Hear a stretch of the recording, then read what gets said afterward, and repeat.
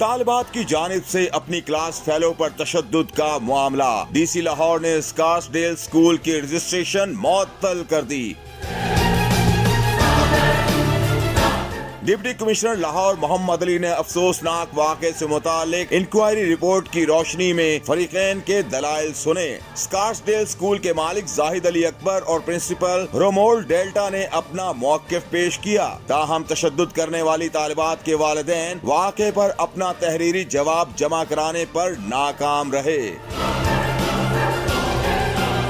फरीकैन के दलाइल सुनने के बाद डीसी लाहौर ने आइंदा समात तक स्कार्सडेल स्कूल की रजिस्ट्रेशन मुअत्तल कर दी। स्कूल इंतजामिया को अगली समात पर डिस्ट्रिक्ट एजुकेशन अथॉरिटी की इंक्वायरी रिपोर्ट से मुतालिक अपना जवाब जमा करवाने की हिदायत कर दी गई है, जबकि तालिबात के वालिदैन को भी इस मौके पर अपना तहरीरी जवाब पेश करना होगा।